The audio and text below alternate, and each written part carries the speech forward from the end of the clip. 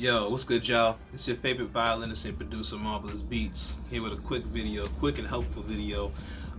So today I'm going to talk about the top 10 tips I have for street musicians, aka buskers. So without further ado, I'm just get right into it. So I got my list here to my left. So okay, number one, you gotta practice. No matter what, you gotta practice. I think that's really up to you, of course. Rule of thumb, is trying to get it in every day. When you get to a certain point, of course, in your artistry, musicianship, not saying that you gotta stop practicing, but it's cool to go out on the street and, try something you haven't tried before, just to see, people's reactions and just kind of learn about the sounds you're creating, the style you're doing. So, going on the streets is a great way to kind of like test out new material. All right. So, number two, create the right playlist. By that I mean, it's best to kill two birds with one stone. So, of course, put out, in your playlist, create songs that you like, of course, that you like to play. But it's best to kind of advertise to people who might want to book you for things like weddings, corporate events, birthdays, you name it, any event. So you want to kind of pick songs that can fit in more than one situation. So when people pass by, the first thing they connect you with is, oh, I like that song, or I like that song, and I could hear that song at my my baby shower. I can hear myself walking down the aisle to this record. So those are the kind of songs you want to have on your playlist. I think having like a strong 20 songs, this is usually what I tell people, is definitely the way to go. Okay? So, number three, know the laws. Every city's different when it comes to street performing, busking, bending on the street. Now, I'm originally from New York. I'm currently in DC. In New York, it's, from what I understand, because I'm not really there no more like that, it's gotten a little better with street performing. It used to be you could only street perform in underground in the subway in New York, and you couldn't really be above ground with amplified sound. Nowadays, of course, I see people on social media just kind of just doing it. In DC, it's a lot less strict. You can kind of just be anywhere above ground and underground, as long as you're not too loud and you're not on federal property in DC, you're pretty much good to go. So, best thing to do, simple Google search, type in your city, type in street performance laws, busker laws, anything like that, and you should be good. So, number four, you gotta have a promo sign. It doesn't matter what kind of sign it is. By kind, I mean size, material. It just has to be visible to people who are walking by, and it would help to have things like eye-catching color. And you definitely, the most important things you want to have on your sign is obviously your name, your website, social media handles, and nowadays may definitely have your Cash App, Venmo handles. So people who don't have cash, whereas this is 2019, 2020, depending on when you're watching this, a lot of people are having cash less, but everybody has a smartphone. So you definitely want to have, your digital wallets addresses there. Of course, if you are, actually, let me not get to that, because that's another number coming up. So, number five, you want to create business cards. So this is a supplement to your bandit sign, to your promo sign. In my experience, when people walk by, not everybody has time to sit there and wait for a moment to talk to you in between a song, or not everybody has the time to even stop and take a picture of your sign. But if you have a business card that's clearly visible, and on my sign, I always say take a business card. It really tells you to take a business card. So, because some people walk by really fast, they don't even know you have a business card. So it's good to put on your sign, take business cards, send an email. So that means on your business cards, you also have to have your name, your phone number, your email. And what I like to do is just let them know in a small kind of caption that, personally for me, I do weddings, birthdays, and events and recordings. So that's like a small caption on my business card. So yeah, next one. Number 7.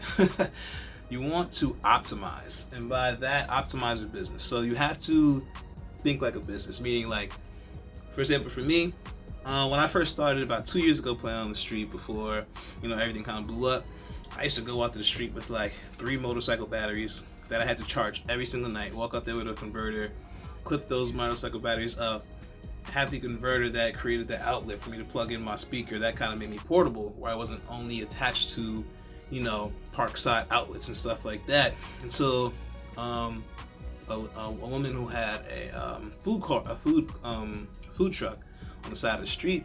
She had this portable Bluetooth speaker that was like, it was heavy duty, but it was really affordable. It was loud, and she said it after a full charge, the thing lasts for like 2 days straight. So she put me onto that. I went to Sam's Club and got the speaker, and like literally changed the whole business, made everything so easier for me, lighter, and just way more efficient. Likewise, when I say optimize your business, when I first started in late 2016, like Cash App and Venmo weren't super popular. So like I didn't even have any kind of like credit card way to take on tips or people purchasing my CDs. So after I figured that out, I got the Square Cash card. So what I would do is I would stop playing if somebody wanted to buy or tip me, plug in the Square Cash into my phone, swipe their card, and that was actually really awesome, because like you get the contact information. So if you have a new project or a new show coming up, you can contact them, and you get the email, and you want to create that email list. So going forward, even after that, it got even easier, because Cash App and Venmo, all I had to do was put my Cash App name on my sign, and then people passing by, I wouldn't have to stop and take a Square Cash, a Square swipe. They just literally walk by, see it, like what they like, send me the money. They'd show me, take up a CD, or sometimes they won't show me.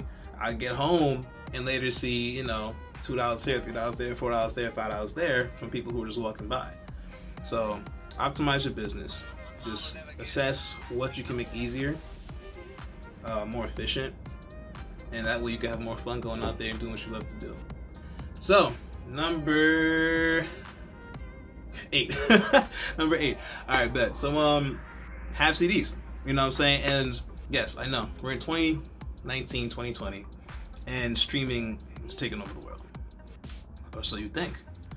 In my experience, every age group still buys CDs. It's more so about the availability, access, and if they just like you. So if you have it available, most people who are walking by and love your music, they want to have that physical thing, because it's more so like merchandise. It's like memorabilia now.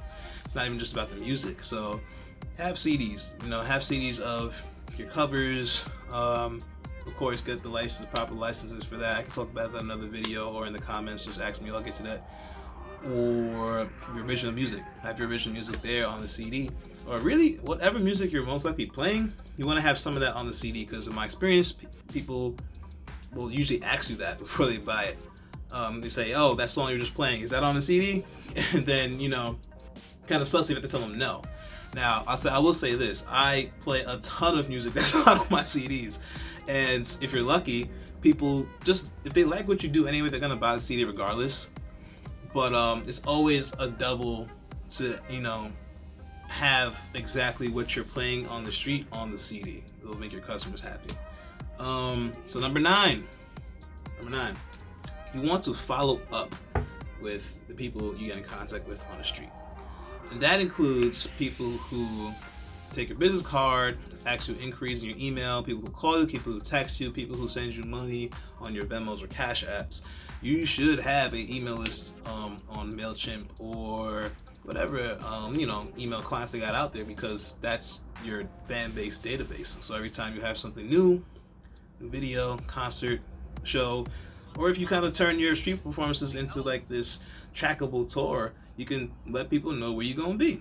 So follow up with people, be professional, get your bread, live your dream. It's that simple. And the last and final one, number 10, have fun. Just have fun. Don't stress out about it. I think the best thing to do is to go out there with the intent of like I just want to meet people. Don't think so much about the money, because honestly, I feel like the money will always come. Usually for me, I'm like, if I can get enough money to pay for my parking or my bus or train fee for just getting there, I'm cool. I'm good. So anything after that to me is like a plus.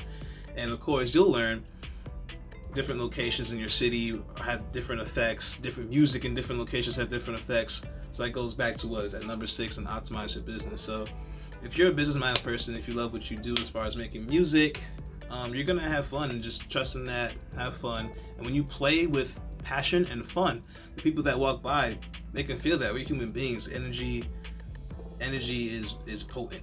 You know what I'm saying? So if people feel like you're having a good time, even if they don't really like the music you're playing that much, if they can feel that you're having a good time, you're inspiring people because you're out there on the street being brave enough to share your talent with everybody, then anything you want, whether it's connects, money, so on, it'll come.